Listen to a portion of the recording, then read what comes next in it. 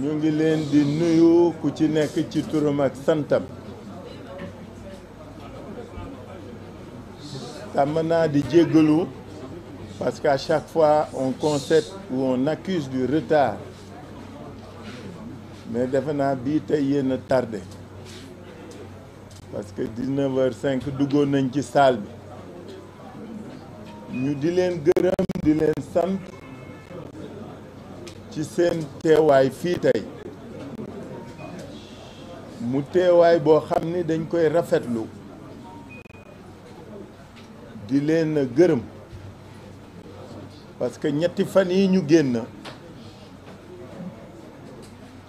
suñu coalition bi sollicité na leen lu bari pour waxtaan ak askan wi par votre biais taxawaay boobu farlu boobu ngeen am ci li nga xam ni moom la ñuy def ñoo ngi koy rafetlu di leen gërëm di leen ci sant parce que nag yéen a ngi jouer seen rôle et vous le faites de manière objective et vous le faites de manière désintéressée parce que looloo ci am solo ñu rafetlu seen taxawaay tey fii après que ngeen daje ak suñu jigéen ñi qui de manière magistrale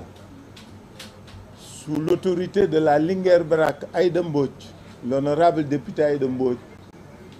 waxtaan na ak yéen mais surtout jëmale ko ci askan wi moo tax suñ leen wooyee léegi ngeen waroon laajte lu tax ñu woote waat li tax ñu woote waat dañu am démarche boo xam ne bu constante la depuis ba coalition bi am ak léegi dañ ne askan wee ñu ñor askan wee ñu tax jóg askan wi la ñuy yëngatul ak askan wi la ñu bëgg a ànd liggéeyal askan weeg réew mi ba tax na lépp lu xew lépp lu am dañuy jël temps waxtaan ak askan wi wax leen li xew donc jërëjëf yéen jaaraama yéen mais jërëjëf askan wi nga xam ne aussi may nañu nopp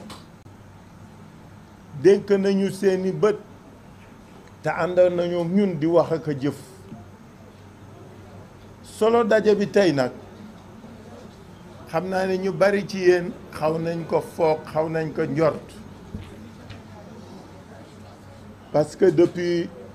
10 jours bi ñu jógee ci événement 8 bi ba léegi ñoo ngi waajal événement 17 bi lépp lu ci war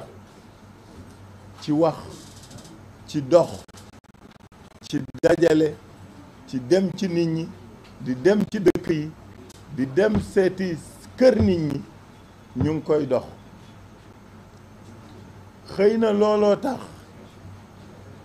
nos amis d'en face ont commencé à paniquer panique boobu moom moo waral lii ngeen gis fan yi ñetti fan yii pourquoi ma ni ñetti fan yii parce que bi ci jiitu mooy lii ñoom Déthié waxtaanoon ak yéen depuis cette forfaiture du Conseil constitutionnel depuis cette énième forfaiture d'ailleurs du Conseil constitutionnel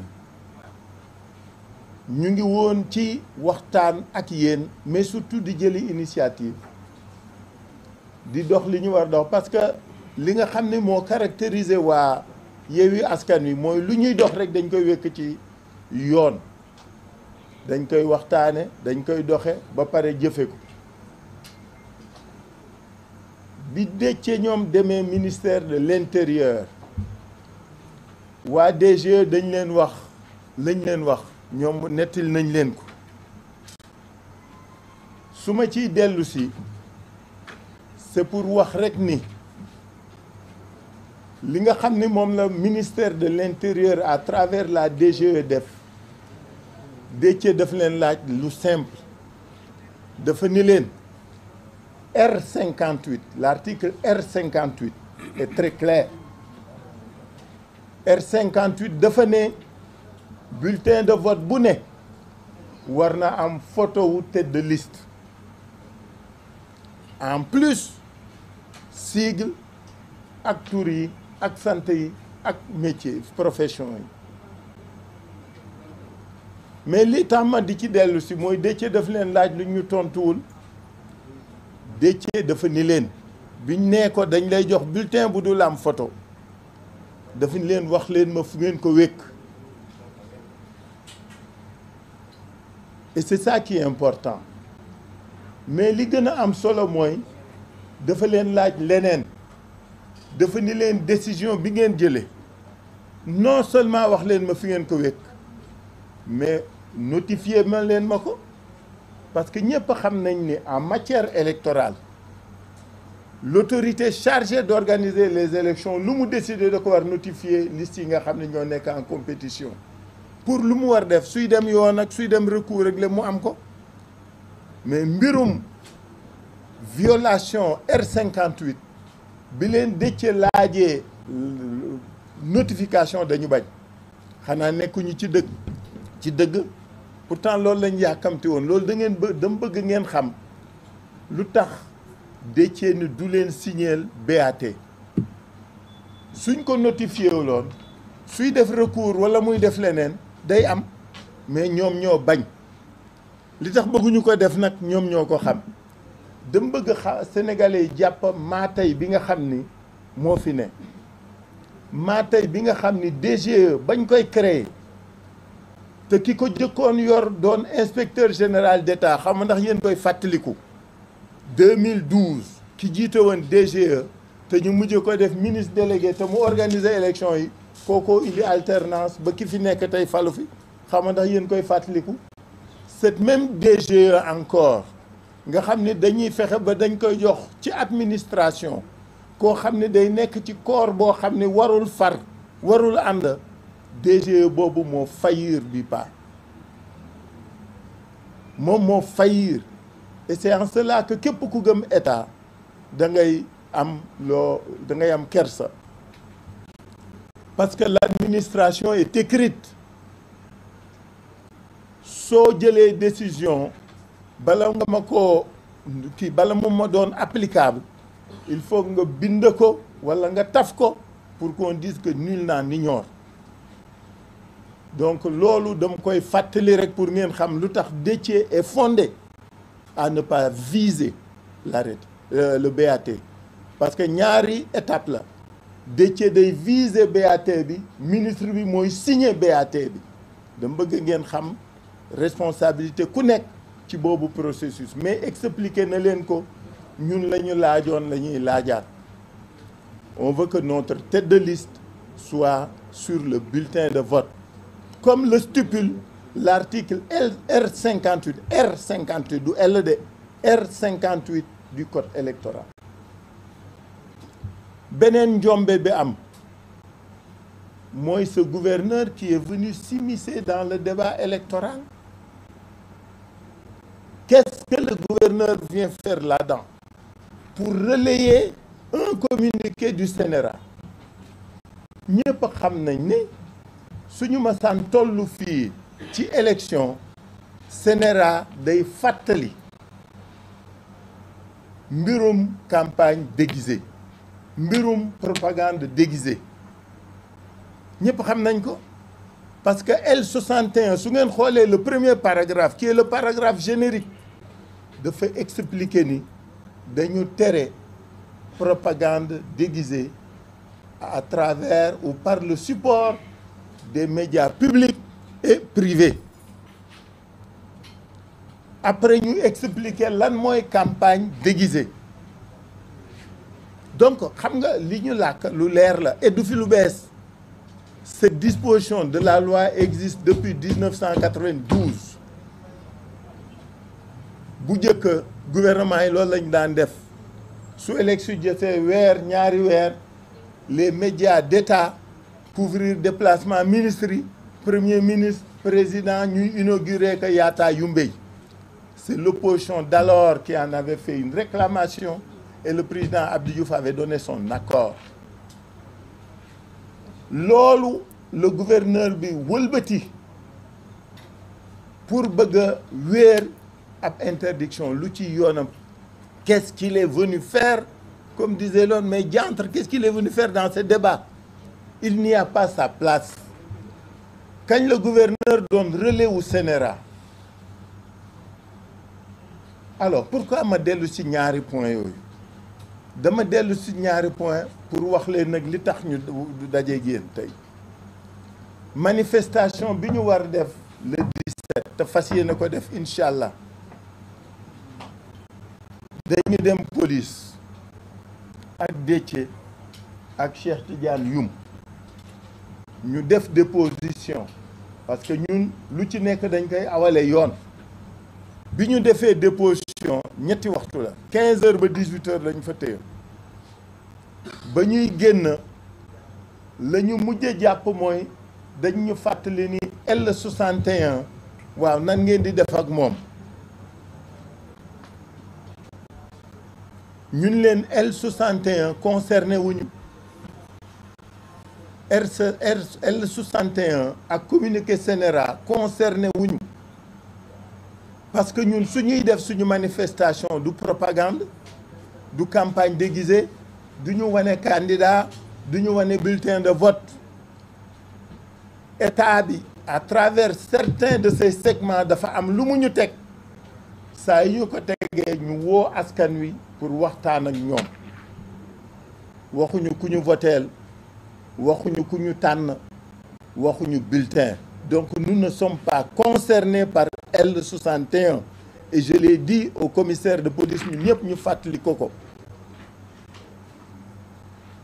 donc suñu ñëwee tey ñu convoqué ñu 15 heures man Déthié ak Cheikh Youm ñu ñëw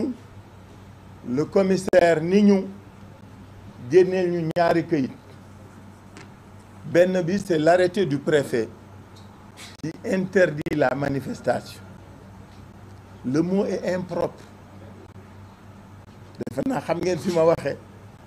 le préfet ne peut pas et ne doit pas interdire la manifestation parce que demandé wuñ ko autorisation ou manifestation ñun dañ ko informer ci tenue wu manifestation est-ce que yéen ngi dégg fi ma waxee demandé wuñu autorisation ou def manifestation conformément aux dispositions des textes législatifs pertinents on l'a informé de la tenue d'une manifestation donc mënuñu notifier mënul interdire suñu manifestation mais li ci gën a yéeme mooy ñaari raison yi mu évoqué benn raison bi mooy menace de trouble à l'ordre public mais c'est énorme ci koo xam ni il y a une semaine organisé na le meeting bu rëy ci jàmm ak ci salaam qui a duré de 15 heures à 19 heures on n'a dépassé que de 36 minutes la manifestation pour vous dire à quel point nous étions nous conscients et tenus de respecter suñu kàddu parce que lu am solo la góor la mu wax rek a am solo on a dépassé de 36 minutes mais ba ñuy dem dafa tas ci jàmm ak salaam bi ñuy déclarer c'est la même chose la ñu fàttali commissaire de police ni ko c'est dans les mêmes conditions que nous tiendrons cette manifestation donc suñu nee ñu trouble à l'ordre public daf ñuy jaaxal mais surtout menace de trouble à l'ordre public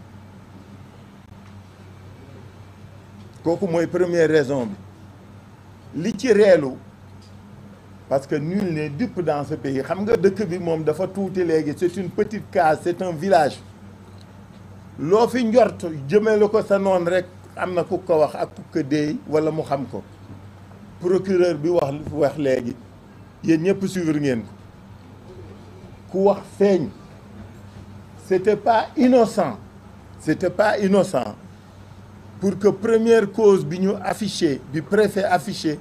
mooy menace de trouble à l'ordre public, le procureur qui sort tout à l'heure et qui dit que notre manifestation de dimanche dernier, de mercredi dernier, était insurrectionnelle. Yéen ñëpp ko dégg. Je ne veux pas faire le commentaire de son texte ou de son exposé, mais le mot, c'est lui qui l'a lâché, parce que moi, je l'ai écouté, et nous l'avons tous écouté. Il a parlé d'insurrection. Ce n'est pas innocent. Ce que vise l'État, ce que visent certaines structures de l'État est net et clair. Qu'est-ce qu'il y avait d'insurrectionnel dans la manifestation du 7? Nañ ñu ko wax du 8. Qu'est-ce qu'il y avait d'insurrectionnel? Quand est-ce que l'ordre public a été menacé? Quand est-ce que la sécurité de l'État et de la nation et des citoyens a été menacée? Jamais dans cette manifestation et lors de cette manifestation. Mais xam nañ fi ñu jëm parce que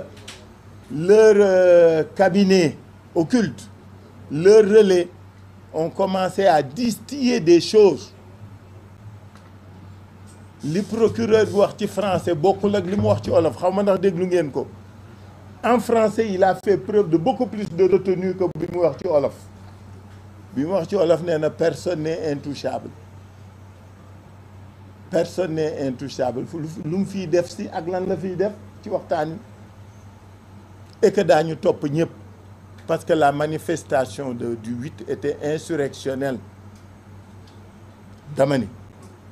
xam nga lii raam ci ñag bi la jëm ñun nag duñu xaar ba mu egsi ci ñag bi dañ koy dogaat le jàmmaarloo ak moom.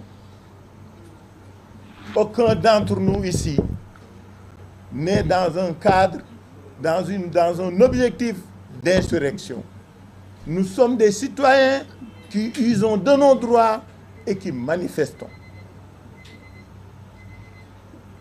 Comme que feeñaguñu ñoom ñun ñoo ngi leen di xaar ñun xam nañ fi ñu jëm xam nañ li ñu bëgg a wax mais comme que ñemeeguñ ko wax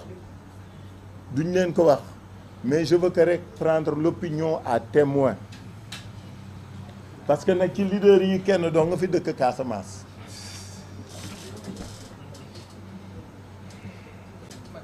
te muy Ousmane keneen di Ousmane. Vous avez compris ce que je veux dire. Donc dama bëgg ngeen disséquer ngeen déglu li procureur bi wax ngir tey xam nga ëllëg lañ jëm te li ci kanam rawu li bët loolu olof yi wax na. Moi je dis à l'opinion publique nationale et internationale que am na lu kenn dul nangu nag gis nga yëf ki am na lu kenn dul nangu et foo wëliise rek xam nañ fa nga jëm. Donc je veux que de ce point de vue ngeen jàppalu bu baax li ma leen wax tey parce que ci kanam lañ jëm. Donc menace à l'ordre public di première raison bi préfet bi wax taxawul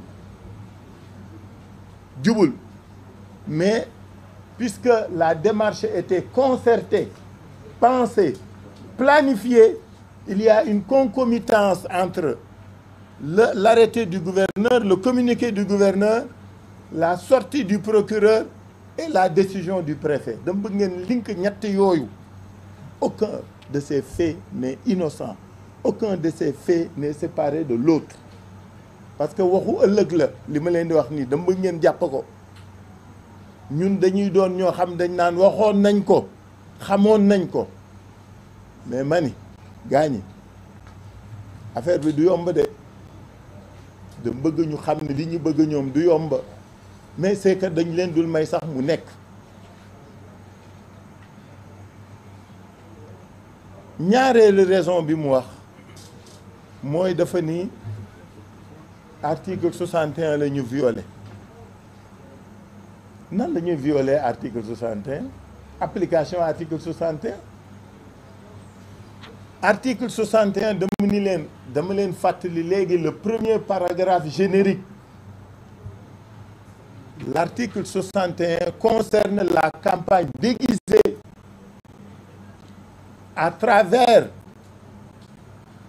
les médias publics et les médias privés. Médias publics moom xam ngeen ni ñun jotuñu ci mënuñu ci jot de 2012 ak léegi moom kenn mënu leen gis fenn ñun mënuñu ci jot donc médias publics taxawul média privé ñun xam nañ ne su campagne jotee pré campagne da ngay fay koo fayul du la ñëw génneel donc egguñu foofu et puis woowuñu kenn donc je veux que de ce point de vue aussi que sénégalais yi xam ne les arguties sont fallacieuses et que les arguments ne sont pas pertinents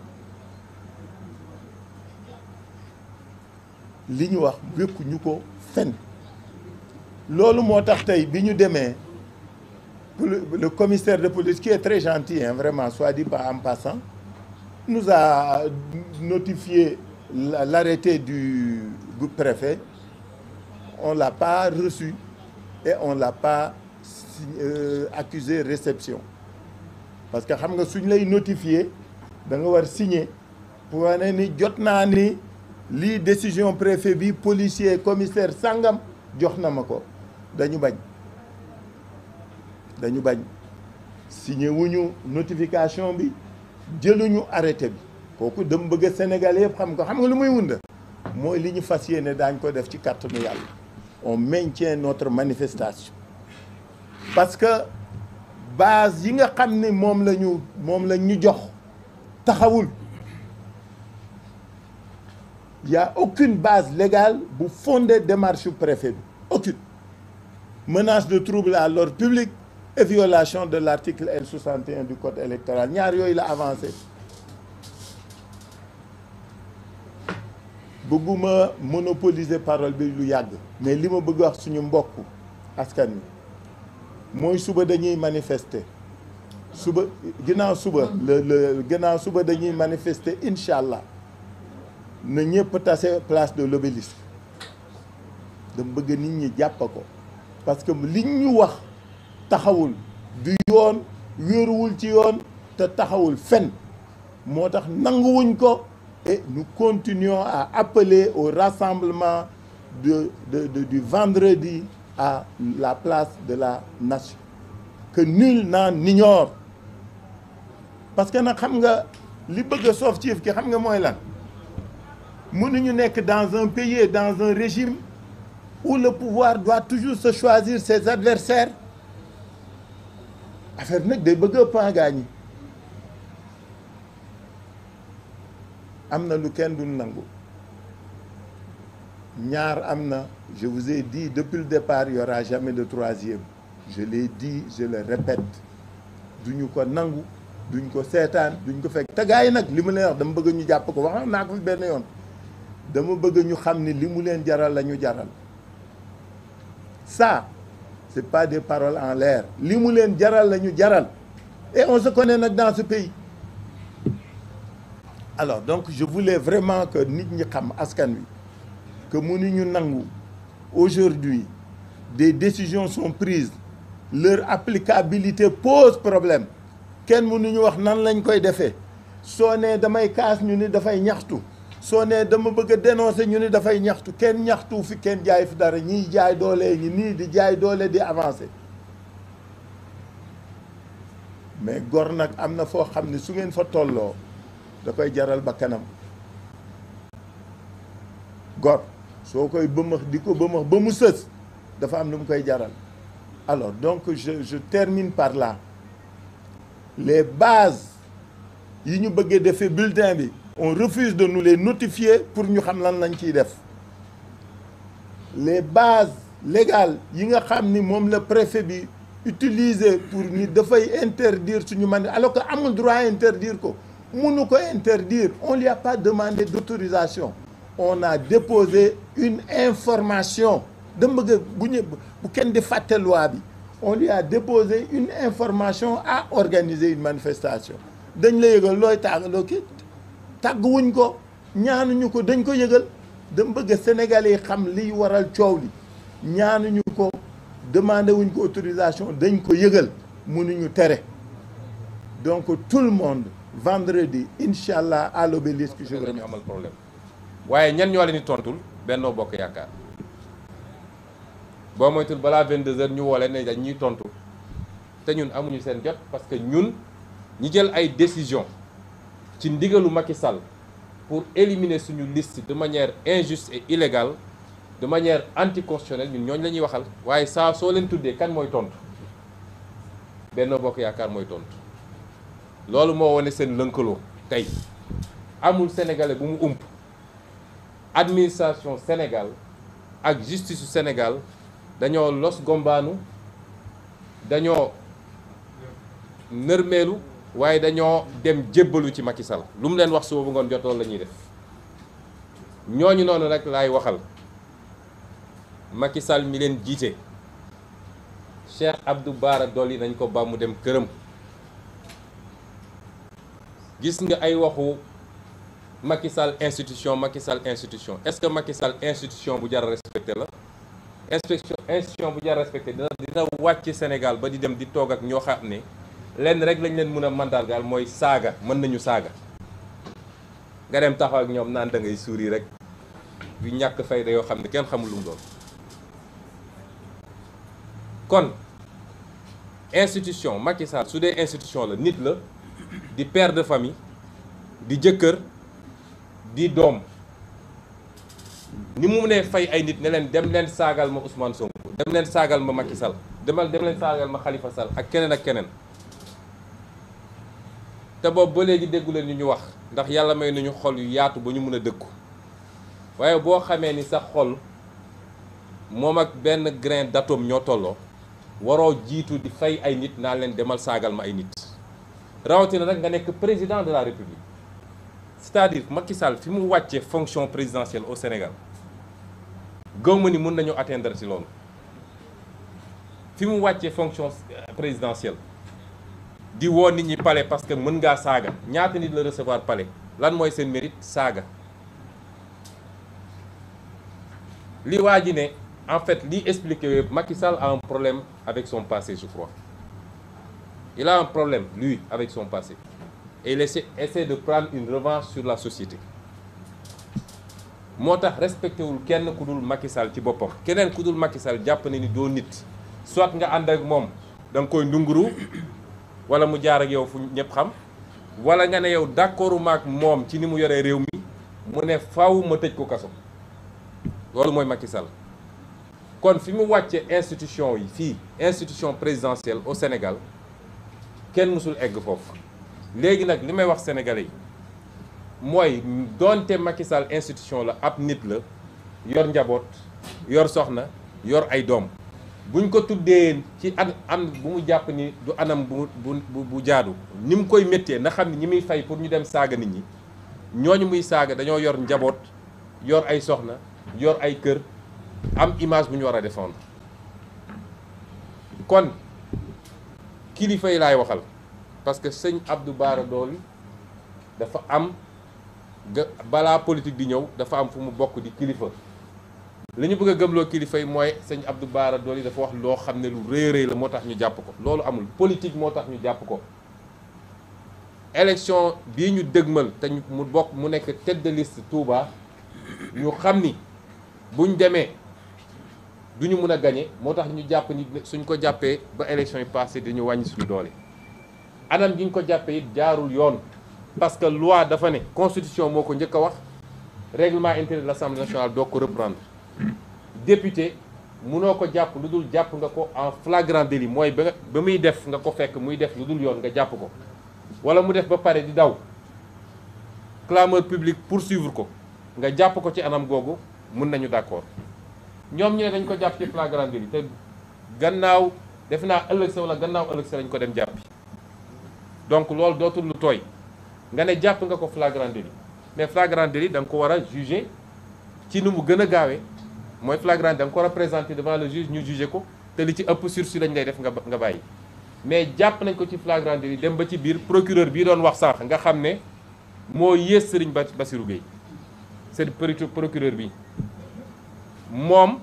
dem ba ci biir daal di bind juge d'instruction ne bëggatuma nga yóbbu ko flagrant délit dama bëgg nga ubbi instruction pour rek ñu mun koo téye juróomi weer juróom-benni weer juróom-ñaari weer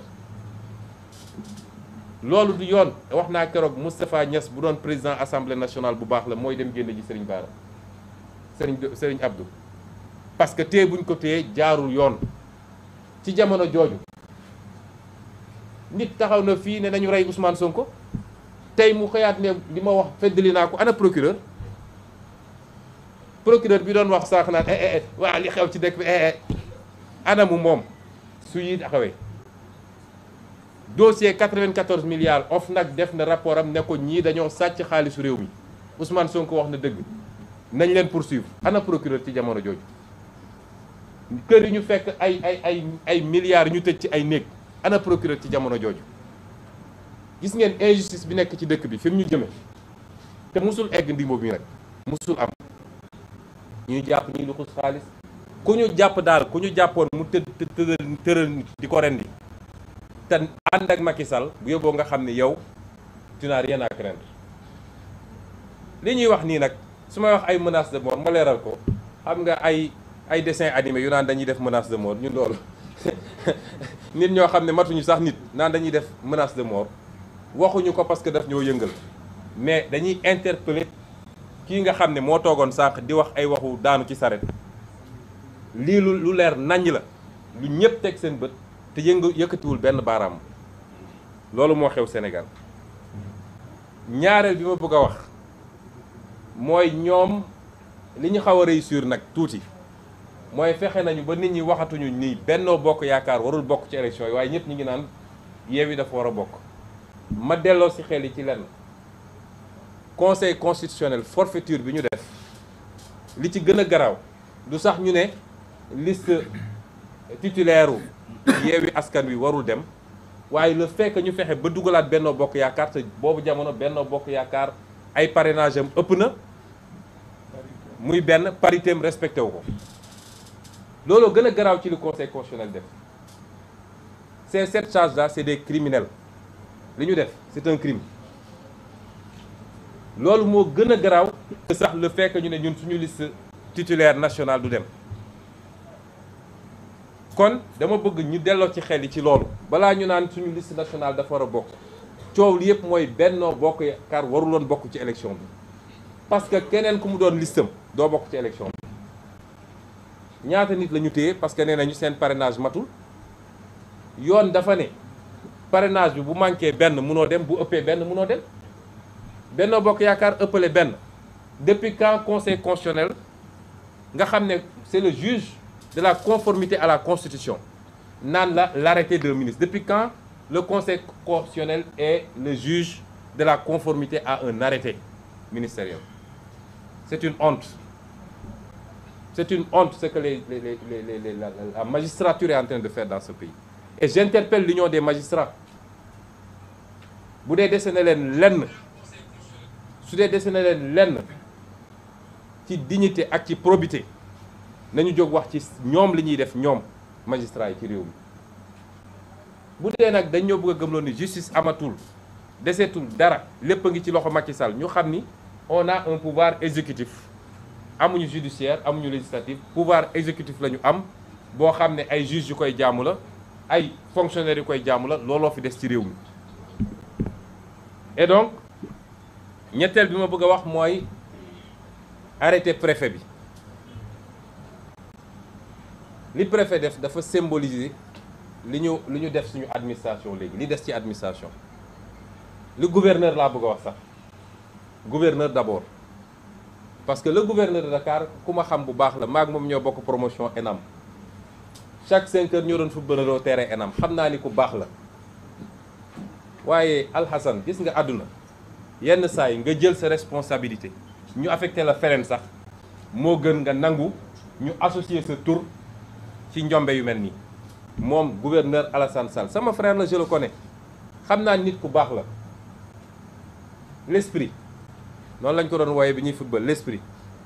l'esprit waruñu laa wàcce ba ci lii rafetul carrière jarul yenn yi nit sa dignité ak sa diggante ak sa borom amul lu ko war a jar lu dul ay carrière Macky Sall wax na Antoine Diome wax na et cetera parce que moom ci boppam ñu signé la loolu xam na ni article bi ñu wax yéen journalistes yi la jublu te pourtant yéen journalistes yéen a ngi ni di couvrir suñu conférence de presse bu meeting amee di ngeen ñëw article bi amul benn rapport avec la liberté de manifester ou de se regrouper amul dafa ne période préélectorale bi yéen waru leen couvrir propagande électorale ñoom suñu cohérent ak ñoom te yéen ñëpp dañ leen war a ñëw roñ kon moom Alhassane xam na ni liñ ko signaloo te wóor na ma sax dañoo bind rek ne ko signal mu signé xam na ni lii dëppoowul ak yoon waaye c'est à ça que notre administration est réduite et c'est triste réew mi bu ñu koy defaraat justice ak administration la ñuy njëkk a jublu ay réformes parce que justice bu nërmaloo ci réew rek dara desu fa lépp mun na nërmalu ci réew ba mu des justice te soo waxee nag ñu làqatu waaye l'institution judiciaire nangam les plus grands ennemis de l'institution judiciaire sont dans la magistrature loolu mooy dëgg kon arrêté gouverneur bi c'est un arrêté illégal mënul servir de base à une interdiction préfet bi li mu def tey mënul légal parce que préfet bi ñaar la wax bu njëkk bi mooy menace de trouble à l'ordre public te saa waxuñu nag menace de trouble à l'ordre public bi lan la de xam naa MFDC mooy ñëw ak toutes ses bases à la place de l'obélisque peut-être que sax Macky moo leen di jox kaar ñu ñëw lan mooy menace à l'ordre public ñun di semaine ba la def nañ ci manifestation dara yënguwul manifestation bu mucc ayib ñu pare ramasse mbuus yeeg yëpp defaraat place ba mu rafet nit ñi ñibbi moo tax d'ailleurs li ma wax léegi gis ngeen procureur il faut Yewwi Askan Wi déposer une plainte contre le procureur parce que ñu def manifestation ay une semaine coow amul dara amul nga toog ba tey ne ñu suñu manifestation boobu insurrection la woon est-ce que procureur bopp bi yuur bi normal la ñu def seen manifestation une semaine plus tard dara yëngatuwul pétard sax dégguñu ko nga jékki-jékki inventé say ay histoire ne manifestation bi insurrection la woon ana les signes de l'insurrection kan la ñu xeexal fan la ñu dem est-ce que dañoo déloger palais est-ce que ana signe insurrection loolu mu ñu jiiñ nag on va demander à nos avocats de préparer on va déposer une plainte contre vous parce que toog yor fonction rek foog ni lu ne mën nga ko teg ci deru nit ñi dafa yomb procureur waxul dëgg xam na ni insurrection amul te nous l'interpellons personnellement parce que dafa am loo xam ne nit su koy def mun nañ ne c'est des actes et des propos détachables de sa fonction procureur du lii li mu wax tey politique la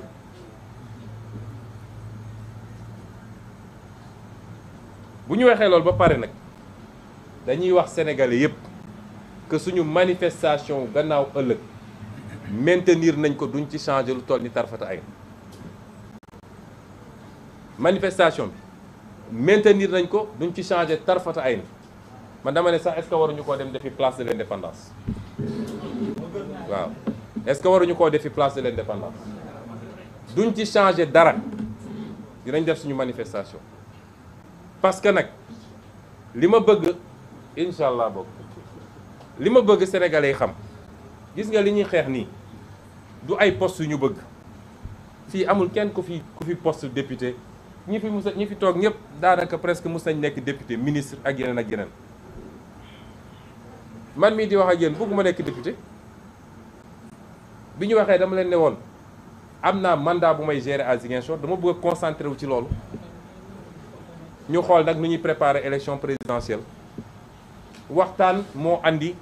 ba ñu convaincre ma ne dinaa dugg su ma nekkoon député it damay choisir diggante la ma war a def Ziguinchor ak député parce que man gëmuma cumul de fonction kon ñun député feesul suñu bët nekk nañu député ba tey ji 5 ans nekk naa ko député ñeneen ñëpp fii Déthié nekk na ko Aïda Mbodj nekk na ko Habib Sy Khalifa Sall et cetera kon lan mooy poste député ñun xeexuñu pour poste mais principe la ñuy xeexal mooy lii suñ ko nangulee Macky nañu xam ni c'est fini ci Sénégal nit ñu bari dañuy woo naan ñu way moom bu leen ko topp ci loolu xam ngeen décaler leen mbir mi et cetera looloo tax 10 ans yi passé Macky Sall di def lu ko neex est-ce que mun nañu continuer accepter que Macky mooy tànn kan mooy dem élection législative bi ñuy dem benn ténor opposition du ci bokk est-ce que loolu xel mun na kon yéen a ngi gis France élection législative Jean-Luc Mélenchon ma nga fa Marine Le Pen ma nga xalaatuñu élection législative France ñu ne éliminer ñu diw parce que nee nañu listam xaw ma xalaatuñu ko.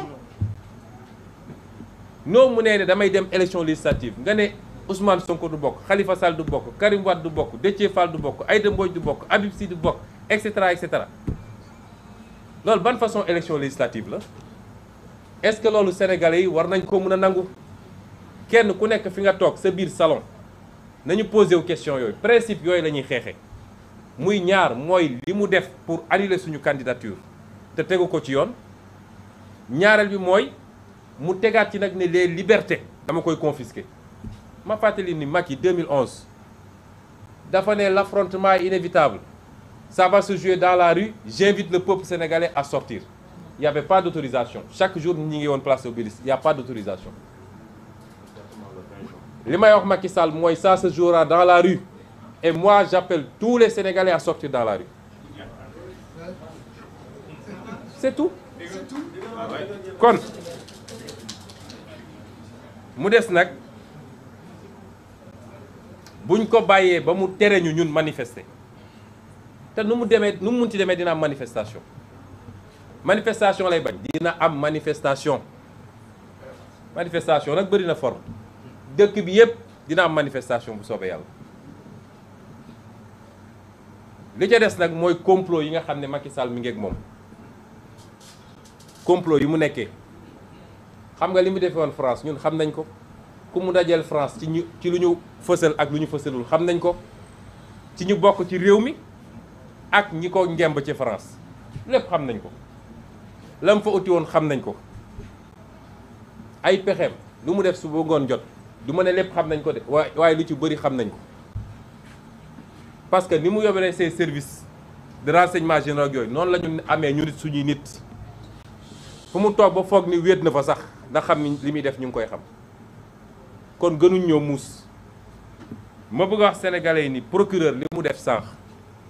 commande politique la ça n'a rien à voir avec la justice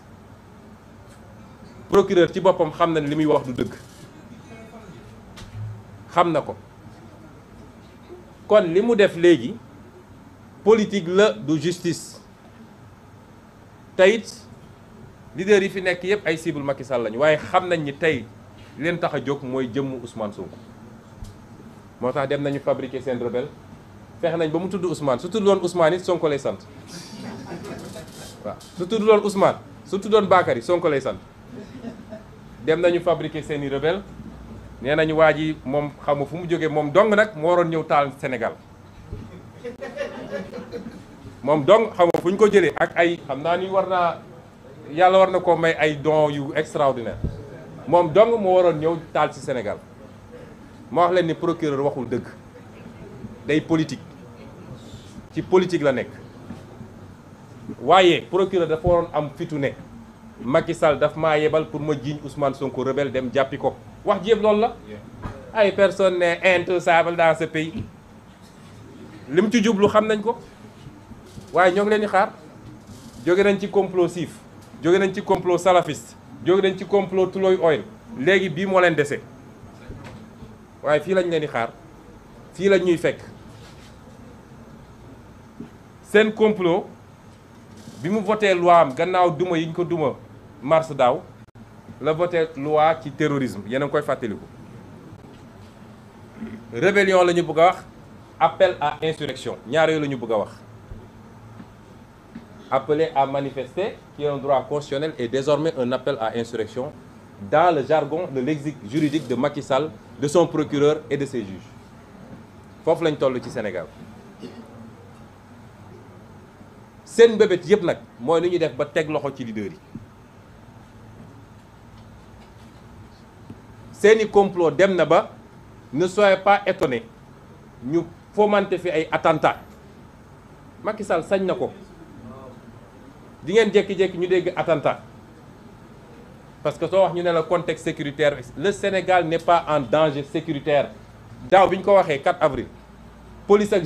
militaires yi ak gendarme yi 4 avril ñoo def seen émission ne li ñuy wax amul y a pas de djihadisme ni de terrorisme au Sénégal démenti boobu mi ngi fi dugg leen ci internet bi parce que nag nous avons une armée très républicaine boo xam ne kenn mënu koo dugal ci caaxaan pexem yi muy def ni yëpp ci police la ak ci ñi jiite ñenn ñi jiite gendarmerie waaye police bi du leen topp de la ci ëpp ci agent yi duñu leen topp te chaque fois ma wax leen ko nag Macky Sall bu mu leen tayle saa yu defee li muy def ba pare day jël avion dem bu mu leen tayle mais seen complot yooyu yëpp daaw bi ñu ko waxee dajale force occulte qu'on a vu jusqu'à présent xaw ma lan ak lan terrorisme gendarmerie ak police ñoo ñëw plateau 4 avril ne loolu amul kan moo ëpp information gendarmerie ak armée ci lu jëm ci sécurité amul ci Sénégal Macky Sall ci boppam ñoo koy informé Sénégal nag ñoo war a bañ Macky Sall sa stratégie waxoon naa ko fi c'est la stratégie du chaos xam na ni mënul am 3e mandat lu muy def ba créer un chaos fexe ba jàpp les leaders daa di décréter l'état d'urgence et le comment on appelle ça le couvre-feu général pour mën a justifier nag li muy def régime militaire la fi bëgg a andi bu dee nag dañ ko topp ci loolu te mi ngi koy def ak des complicités étrangères et à l'interne ay milices yu muy monter moom Macky Sall ay milices yu muy monter pour ñu mën a def ay njombe ci réew mi ñu ne voilà opposition bi ñoo woote woon loolu lay waajal ñun xam nañ ko ndax am nañu information yi ma wax nag ni ñu bëri ñu ngi woo ne ñu bu leen dem ci affrontement ñun suñu option première du affrontement suñuy droit constitutionnel la ñu bëgg a exercer un point un trait ak refuser une mascarade par rapport à nos listes amul leneen ñu bëri dañ lay wax ni Macky Sall sait que l'affrontement est inéluctable mais repousser leen ko ba coowal 3e mandat commencé mais li ma bëgg a wax sénégalais mooy li mu bëgg a def nii suñ ko bàyyilee mu yombee noonu ci moom dara dootu ko jomb ci li ci des parce que du koo xam ne mun na dégg wala mun na raisonner wu moom xamul loolu su lambee mu nooy rek day dem looloo tax ma ne ñun combat de principe moo tax ñuy xeex manifestation ëllëg bi gannaaw ëllëg bi leaders yi ñooy xool ndax suba dañuy introduire référé directement au niveau de la Cour suprême man dama koy wax gëwma Cour suprême gëwma conseil constitutionnel jusqu'à ce que ñu réformer justice bi dama gëmul justice su Sénégal ci dossier boo xam ne am na connotation politique gëmuma ko mais la loi d'abord l'article de la Constitution dafa ne liberté de manifester sénégalais dama bëgg mu leer mooy sénégalais bu nekk am nga sañ-sañu ñaxtu te waxul ni da nga war am autorisation de dafa ne da nga ko war a yéegal rek autorité bi la loi de 1978 sur les manifestations lan la wax dafa ne autorité administrative mun na interdire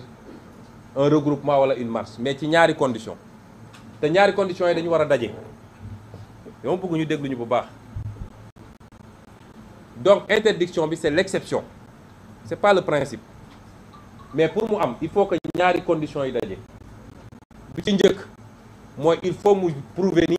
am na menace à l'ordre public prouver gu ko de wax ñu lan mooy menace loolu moo tax ñu ne procureur génnal ne gis nañ fi ay rebelles yu bëri Salif Sadio sax mi ngi Dakar ay waxu daanu saret yoo xam ne kenn xamul lu mu doon ñaareel bi mooy ñu prouver que ñoom amuñu suffisamment de force de l'ordre pour encadrer la manifestation ba menace de trouble à l'ordre public boobu du am ñaar yooyu il faut mu daje or su ngeen seetee arrêté préfet bi benn la ci wax kon arrêté bi c'est illégal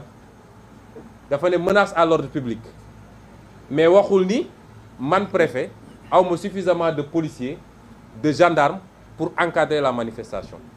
te gis nga loolu Cour suprême ci boppam génn na ci arrêt yu bëri ma jox leen ci ñeent rek en 2011 Alioune Tine Rado contre État du Sénégal en 2016 Amnesty International contre État du Sénégal en 2018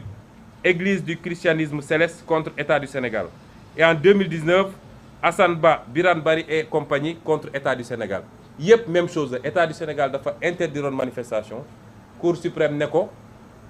da nga ne simplement que menace à l'ordre public mais prouvé woon ni yow amoo suffisamment d'effectifs de policiers et de gendarmes pour encadrer ba menace boobu du am donc tu n'as pas le droit d'interdire la manifestation donc l'arrêté du préfet lui-même est illégal léegi nag leader yi mun nañu xool parce que man gëw ma ay li ñu justice woon ci jamono ji man gëw ma justice bi mais su ko état suñ ko dugalee suba it la Cour suprême a 48 heures pour délibérer mais vu que ñoom tey la ñuy doog a notifier affaire bi suñu dugalee suba la Cour suprême doit se donner les moyens de régler cette affaire avant vendredi matin c'est ça qui est la norme mais duñ ko def parce que waajee toll fi mu toll woo leen ne leen bu leen yëngatu foofu la Sénégal toll bu ma dajalee lii lépp nag je vais lancer un appel aux Sénégalais aux militants et militantes aux sympathisants et aux sympathisantes à tous les Sénégalais et Sénégalaises épris de justice appel bi ma leen lancé woon daaw laa leen di waxaat c'est un appel à la résistance constitution moo ne ku ñu dénk nguur muy jalgati yoon di utiliser les moyens d'État pour dal ci kaw Sénégalais yi pour dal ci kaw opposition bi constitution may na la droit nga résister ni mu valable woon daaw ci mois de mars la valable tey lu bëri ci Sénégalais yi dañu jàpp ni mobilisation bi Sénégalais yi affaire u liste jaralagu leen ñu mobiliser wu donc nañu xaar mbir mi ba bu mu tuddee troisième mandat may wax Sénégalais yi ni du affaire u liste moo tax ñuy mobiliser wu liy xew tey mooy déterminer troisième mandat bi bu ku jàpp ni affaire bi suñ ko bàyyee mu yomb nii du continuer ci troisième mandat bi forcé def forcing da ngay nax sa bopp moo tax j'appelle tous les Sénégalais à la résistance dafa am jamono yoo xam ne buñ ci tollee cim réew li nga xam ne mooy xeeñ ci Sénégalais yi ñëpp xam ni changement bi ñuy xaar depuis longtemps xeeñ na mat na ñor na surtout yéen jeunesse bi muy étudiant bi muy ambulant bi muy élève bi muy keneen ak keneen nga xam ne yéen la ñu bëgg a xañ loolu Macky Sall bëgg fi toogaat 20 ans parce que rek suñu gaz bi mu bëgg a jaay mu jaay ba pare bëgg koo continuer ak suñu xaalis réew mi ñuy détourner ak yeneen su ngeen seetaanee ba lii romb facilement suñ ko seetaanee ñun ñëpp ba mu romb facilement dinañu màtt suñu baaraam te duñu am fu ñu ko jooyee moo tax fu ñuy daanelee mooy appeler publiquement massivement à la résistance face à la dictature rampante de Macky Sall. Je vais résumer tout ce que j'ai dit en quelques mots en français. J'ai commencé tout à l'heure mon allocution par exiger la libération de Cheikh Abdou Bara Dolly Mbacké. À tous ceux à qui on veut faire croire que Cheikh Abdou est retenu parce qu'il aurait offensé le chef de l'État, je dis que ça n'a rien à voir, il est retenu pour des considérations strictement politiciennes. C'est la tête de liste de l'alliance Wallu Yewwi à Mbacké. On est à quelques encablures des élections. Macky Sall sait très bien qu'il va perdre encore une fois Mbacké. Et il pense qu'en prenant Cheikh Abdou en otage, il parviendra à amoindrir nos forces, à réduire nos forces et à se donner une chance de remporter les 5 députés du département de Mbacké. C'est la seule motivation. Il n'y a rien d'extraordinaire que Cheikh Abdou ait dit ce jour-là. Il y a des gens qui disent pire, des gens qui appellent au meurtre. Et vous n'avez pas vu le procureur qui vient de faire son cinéma, son cirque. Vous ne l'avez pas vu bouger le petit doigt. Et c'est dans ce Sénégal que nous vivons. Un Sénégal d'injustice, un Sénégal de forfaiture quasi quotidienne. Tous ceux qui sont avec Macky, que vous ayez détourné de l'argent pour remplir des chambres de vos appartements, que vous ayez blanchi de l'argent, qu'on vous ait pris la main dans le sac en train de fabriquer des faux billets, que vous ayez appelé publiquement au meurtre, que vous ayez insulté du matin au soir les opposants, vous pouvez aller dormir tranquille, il ne vous arrivera absolument rien. Et pour des broutilles, on prend une autorité politique et religieuse pour le mettre en prison et pour l'humilier. c'est le cas de Cheikh Omar Diagne, ce sera peut-être le cas de tout le monde si on continue à laisser faire Macky Sall. Parce qu'il ne s'arrêtera pas. Il est obnubilé par son 3e mandat. Il est prêt à marcher sur des cadavres pour avoir ce 3e mandat. Si les Sénégalais le faire, il ira jusqu'au bout. Et c'est ça, le 3e mandat, évidemment, ouvrant sur le mandat à vie. Parce qu'après, il va nous dire que c'est un nouveau mandat qui n'a rien à voir avec les autres. C'est ça qui est en train de se jouer. Il ne faut pas qu'on se trompe. Et il y a des moments où c'est le peuple, tout un peuple doit se dresser. Parce que c'est des moments extrêmement graves qu'il ne faut pas laisser passer. La deuxième chose que je voulais évoquer, c'était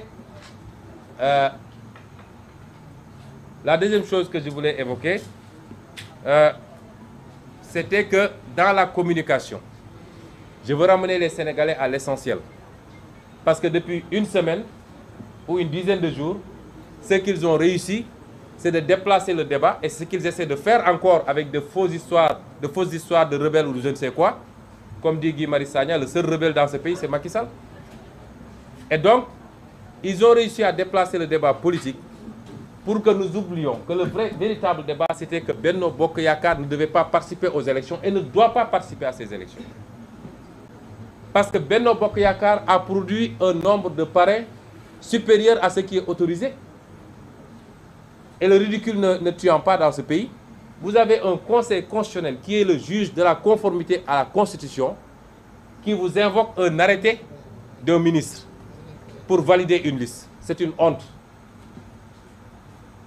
Et donc, il faut qu'on ramène ce débat. Benno Bokk Yakaar ne doit pas participer à ces élections. C'est ça le vrai débat. Et je veux que ça soit réactualisé et ramené au cœur du débat. La décision du Conseil constitutionnel est anticonstitutionnelle. Le Conseil constitutionnel est aujourd'hui une juridiction qui viole la Constitution. Et de manière générale, ce qui montre le lien qu'il y a entre la justice politique de ce pays, l'administration et Macky Sall et Benno Bokk Yakaar, c'est qu'à chaque fois que nous faisons une sortie contre les décisions de l'administration ou de la justice, c'est Benno Bokk Yakaar qui répond. C'est Benno Bokk Yakaar qui répond. Et ils disent que maintenant, ils ont la police pour eux, ils ont la gendarmerie, ils ont la justice, donc ils peuvent faire ce qu'ils veulent. C'est ça le discours de Benno Bokk Yakaar. Quelle arrogance et quelle inculture, si le mot existe, quelle inculture d'État. J'ai la police, j'ai la gendarmerie, j'ai la justice, je fais ce que je veux. C'est à ça que Macky Sall a réduit la République du Sénégal. Le parti État, la coalition État, qui fait ce qu'elle veut, qui emprisonne qui elle veut, qui fabrique tous les dossiers qu'il veut, et on nous dit, nous maintenant, comme disent les jeunes, les neutres de ce pays nous disent non, c'est pas grave. Laissez-le vous emprisonner, ça vaut mieux que de soulever les gens. Laissez-le écarter votre liste, ça vaut mieux. C'est de la fumisterie, il faut que les gens arrêtent. Si les gens n'osent pas dire à Macky Sall, arrête ce que tu es en train de faire, tu as tort et tu es en train de mettre la sécurité de ce pays en péril, mais qu'ils aient un peu de scrupule à nous interpeller. Tout le monde sait que nous sommes les victimes de Macky Sall. C'est ça la réalité. Ensuite, parler du gouverneur de Dakar. J'ai dit tantôt en Wolof que c'est un monsieur que je connais bien, avec qui j'ai passé 2 années à l'ENA. Tous les après-midi, après les cours, nous jouions au football au terrain de l'ENA. Un monsieur que j'aime bien, affable, courtois. Mais je suis obligé de lui lancer ce message. C'est pas ça qu'on t'a appris à l'ENAM, Alassane Sall. C'est pas ça, servir la République. Et quelquefois, mieux vaut prendre ses responsabilités et refuser d'appliquer un ordre manifestement illégal. Parce que qu'est-ce que vous encourez comme sanction? Une affectation simplement. Mais vous gardez votre dignité et vous êtes resté quitte avec votre conscience. Et c'est ça le fonctionnaire que nous voulons dans ce pays. Mais pas des gens qui appliquent. Moi, je suis sûr qu'on lui a écrit un document et on lui a dit signe ici, il a signé. Simplement. Et ce qu'il a dit, il sait pertinemment que c'est faux. Les dispositions qu'il invoque, l'article qu'il invoque, vous concerne, vous, la presse. On dit, on est entré à la période préélectorale, vous ne devez pas couvrir les propagandes politiques. On considérerait que ce point de presse est une propagande politique. Et vous êtes là à couvrir. Et vous allez couvrir toutes les activités politiques. C'est ça la vérité. Si jeudi, vendredi, on fait un meeting, autorisé ou pas, vous allez couvrir. Donc ça, c'est des histoires.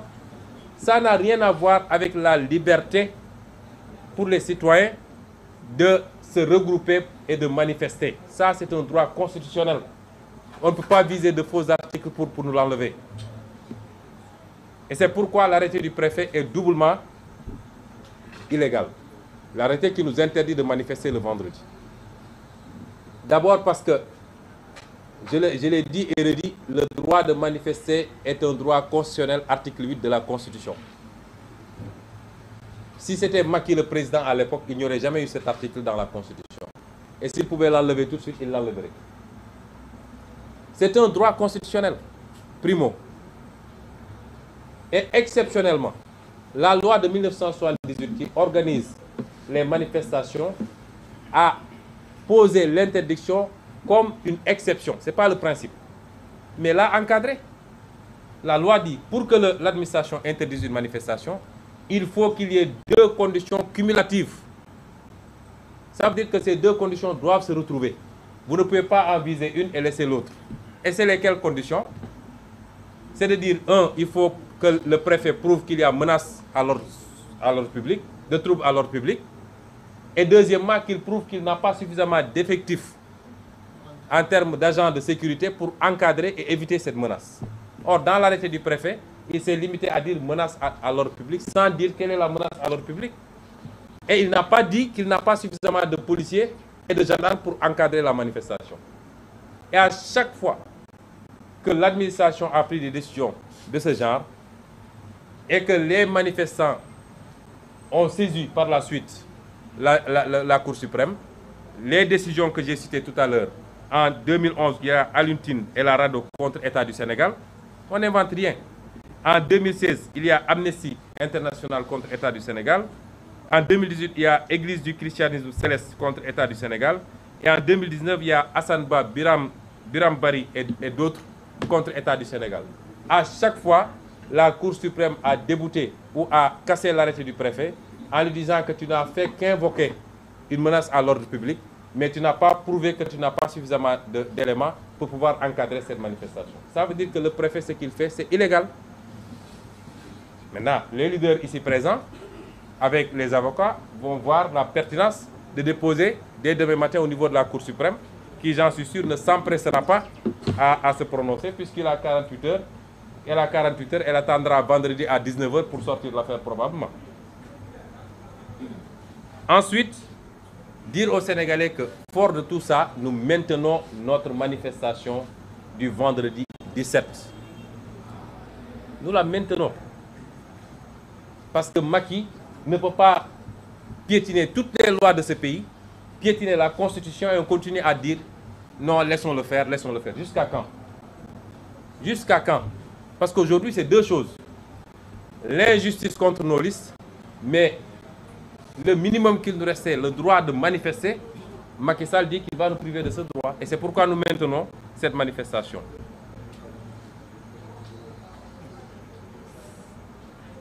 Et je veux dire aux Sénégalais que ce n'est pas parce que nous sommes obnubilés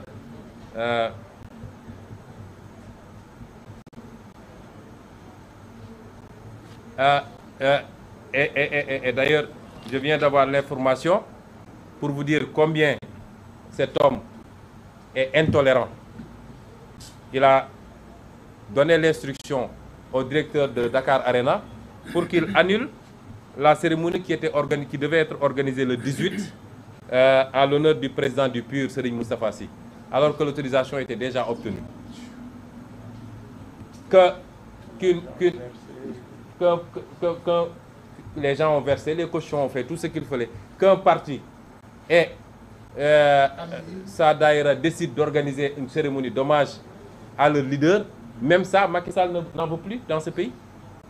C'est extraordinaire ce qui se passe. Si on ne freine pas Macky Sall tout de suite, les Sénégalais qui sont là à donner, certains qui sont là à donner des leçons de morale, si on ne fait pas face à Macky Sall tout de suite, comprenons que ce combat est perdu définitivement. Je voudrais dire également et nous apportons tout notre soutien au PUR, qui est un parti allié, et nous disons à Macky Sall qu'on fera face, parce que ça ne peut pas continuer comme ça. Toute cette mascarade-là, j'annule ma tournée. Depuis quand il a annulé ses tournées? Il a fait des tournées ici en pleine période de pré-campagne. Depuis quand il annule? Ces cafards-là qui disent qu'ils annulent également leurs manifestations. Quelles manifestations ils vont faire? Tout ça pour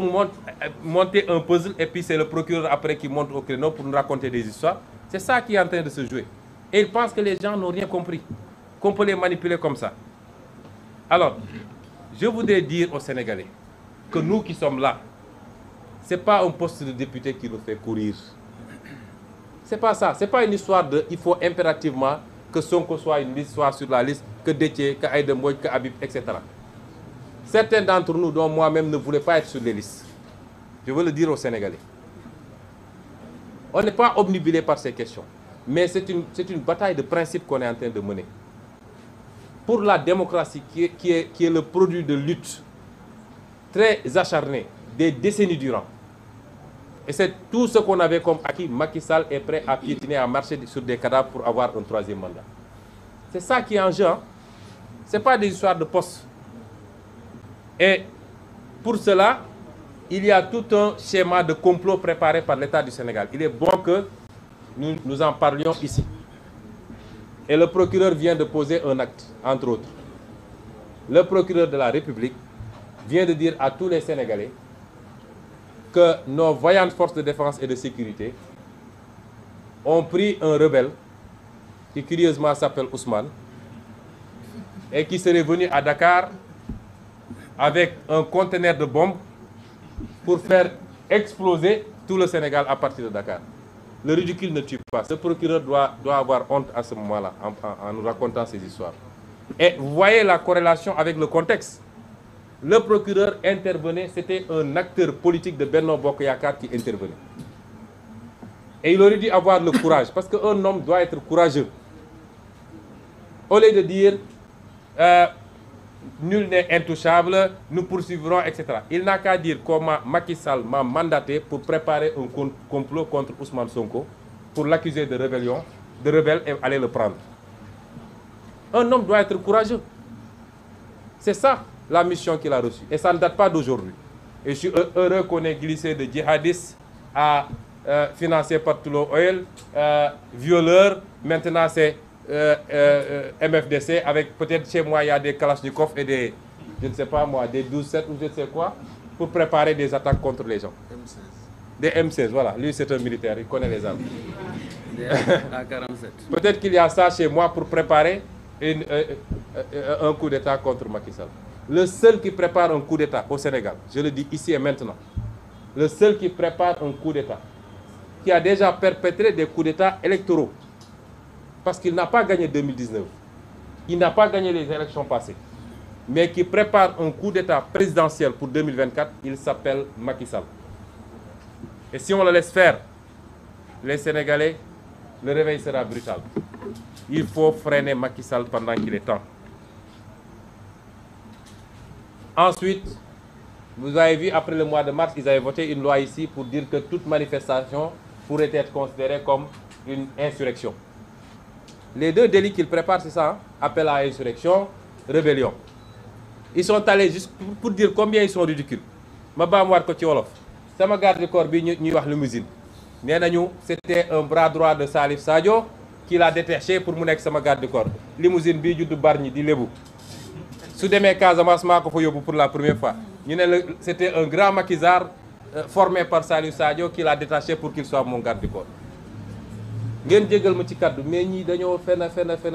foo leen gis léegi fen la ñuy niru. Ngeen jéggal ma rek ci kaddu bi. Donc loolu la ñuy préparer. Et il faut que les Sénégalais en soient conscients. Te leader yi fi nekk yëpp la ñuy viser nag. waaye ñi fi nekk ñëpp dëppoo nañ parce que nee na Khalifa Sall fexe naa ba écarté ko tey mënul dem élection fi lekk gars yi gañewuñu assemblée nationale def li ñuy def et cetera. Donc tous les leaders ici sont concernés et sont visés. Macky Sall bàyyiwul kenn ngay sëriñ ngay leader politique ngay mouvement citoyen ngay journaliste képp ku mu yaakaar ni yow d'accord ak moom xamal ni mi ngi sa tànk te lépp nag ci voilà may fàttali léegi dañ ma wax ma baamuwaat ci wolof mooy Macky Sall fi mu jëmeek ñun ndox du fa taa mooy ku àndul ak moom amatoo sañ-sañu noyyi ci réew mi ndax sëñ Moustapha Sy partiem di PUR nga xam ne suñu allié la ñëpp xam ni alliance bu dëgër la ñu def fas yéene woon def manifestation sargal samedi sargal sëñ Moustapha Sy loolu lan la ci Macky Sall ragal joxe woon nañ leen autorisation ba ñu dem fay stade Dakar Arena desul lu dul samedi ñu dem def seen manifestation te ñun ñëpp dañ fa waroon teew ndax dañ ñoo invité léegi la ñu Cheikh Tidiane yu mu bind ne Macky Sall terewaat na wax na waa Dakar Arena nañu nangu terrain bi manifestation bi mu am foofu man xaw ma léegi ban Sénégal la ñu nekk on en est là et c'est pourquoi nous avons voulu dire aux Sénégalais que nous on mène un combat de principe. Je m'excuse d'être long mais c'est important qu'on se comprenne. Nous ne menons pas un combat pour des postes. Nous ne prenons même pas les salaires quand on est élu. C'est pas ça qui nous intéresse. Mais on ne peut pas continuer à laisser Macky Sall choisir qui va aller à une élection et qui ne va pas aller à l'élection. Ce qui se passe au Sénégal est impensable en France ou aux États-Unis ou je ne sais où. On dit qu'on va aller à une élection. Aucun des ténors de l'opposition ne va participer à cette élection. C'est Macky Sall qui va choisir. On dit c'est la liste des suppléants de Wallu. Qui connaît les gens qui sont dans la liste des suppléants de Yewwi Askan Wi? Mais c'est inadmissible et on ne peut pas continuer à laisser ça.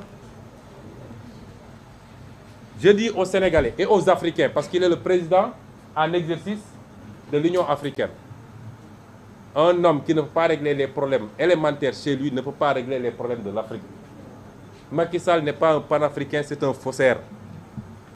Il ne croit pas à l'Afrique, il ne croit qu'à sa petite personne et il veut utiliser ses fonctions de président de l'Union africaine pour se tailler une envergure internationale et pouvoir justifier demain d'un poste à l'ONU ou je ne sais où. Et je m'adresse à tous ces gens-là. Voilà un homme, parce que nous sommes aussi informés sur lui que lui sur nous. Il faut qu'il le sache. Qui serait prêt à commettre des attentats au Sénégal pour pouvoir justifier le recours à des moyens constitutionnels exceptionnels. État d'urgence, couvre-feu, emprisonner les trucs. Et il est aidé par ça, par ses partenaires étrangers. Nous savons ce qu'il était allé chercher en France. Nous savons ce qu'il cherche partout quand il se déplace. Nous savons qui il rencontre, y compris les acteurs nationaux qu'il rencontre, que ce soit connu ou pas. Tout ce qu'il prépare, on le sait. Mais les Sénégalais le savent parce que c'est cousu de fil blanc. Et c'est pourquoi nous réitérons ce que nous avons toujours fait. Face à un homme comme celui-là, et face à son parti, il n'y a qu'une chose qui vaille, et il attend le moindre signe de faiblesse de la mobilisation. Je m'adresse aux Sénégalais, toutes couches confondues, mais particulièrement à la jeunesse. Il n'attend que cela. Le moindre signe de faiblesse sera exploité par Macky Sall pour dire que le mouvement s'est essoufflé. Il pense qu'il peut prendre sa revanche sur mars 2021. Et si les gens ne se mobilisent pas, nous n'avons que notre volonté. Nous sommes prêts à nous livrer pour le peuple sénégalais. Nous sommes prêts à porter ce combat-là. Mais c'est le combat d'abord de chacun et chacune des Sénégalais. Il faut que les gens le comprennent ainsi. Et c'est pourquoi il ne faut pas que la mobilisation faiblisse. Il faut que les gens se mobilisent massivement. Nous examinons même d'autres formes de combat, y compris la désobéissance civile. La désobéissance civile. Et il y aura des jours où on demandera à tous les Sénégalais à 20 h de se mettre à leur fenêtre et de faire un concert de casserole. Il y aura des jours où on demandera à chacun de rester chez lui. Toutes les formes de lutte sont envisageables. Mais pour le moment, nous avons un rendez-vous, c'est le 17. Nous appelons les Sénégalais à se mobiliser massivement et nous attendons le procureur et son complot. Voilà ce que nous voulions dire. Nous vous remercions de votre attention et nous excusons d'avoir été très long.